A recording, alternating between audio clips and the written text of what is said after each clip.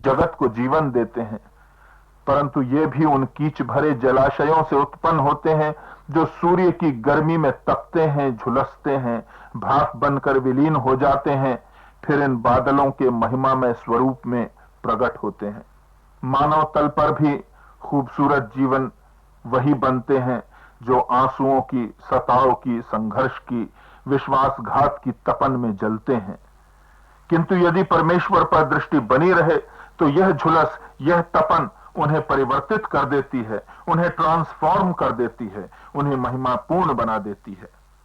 दूसरा कुरिन्थी 4:17 में लिखा है, हमारा पल भर का क्लेश हमारे लिए बहुत ही महत्वपूर्ण और अनंत महिमा उत्पन्न करता है।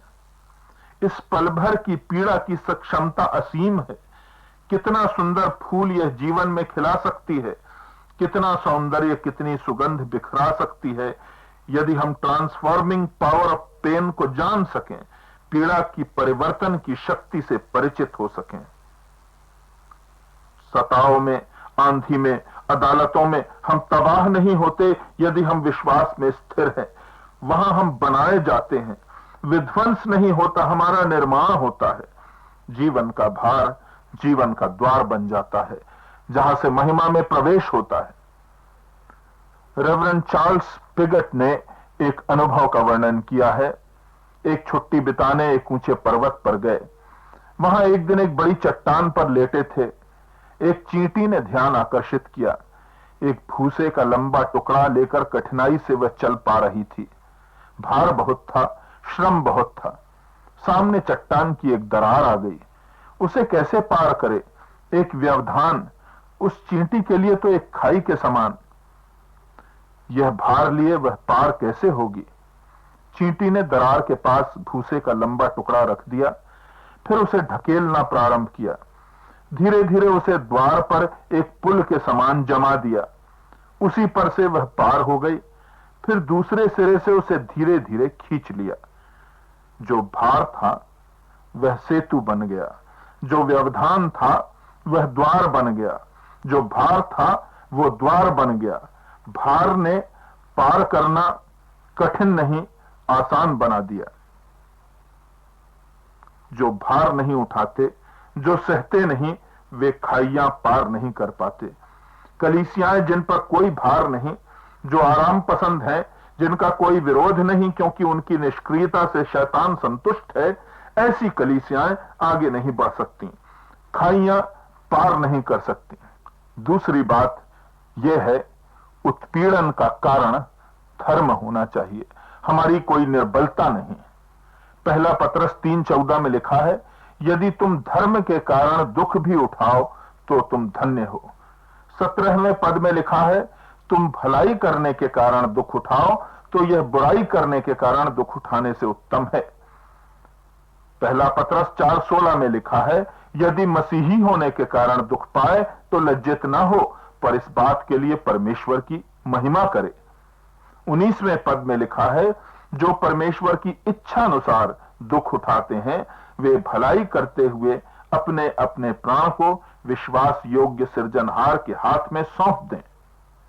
दुख जब परमेश्वर के लिए उठाया जाता है, उसके शिष्य होने के अभियोग में उठाया जाता है, भलाई करने के कारण सहा जाता है, वचन के प्रकार करने के कारण सहा जाता है, प्रभु के लिए सहा जाता है, तब आप धन्य हैं, तब आप आशीषित हैं। और सर्वोत्तम आदर्श क्या हो सकता है जिसके लिए कुछ सहा जाए? महानतम के लिए सहना या जीवन का उत्सर्ग कर देना परमेश्वर की दृष्टि में धन्य है।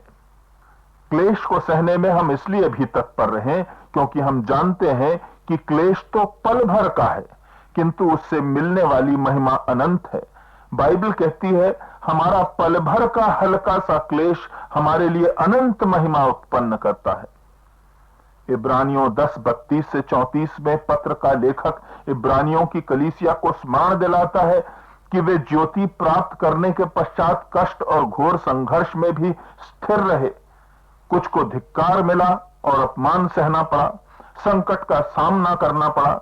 जब उनकी संपत्ति लूटी गई तो लिखा है, उन्होंने सहर्ष उसका स्वागत किया, क्योंकि उन्हें ज्ञात था कि उनके पास जो संपदा है वह उत्तम है और सर्वदा की है।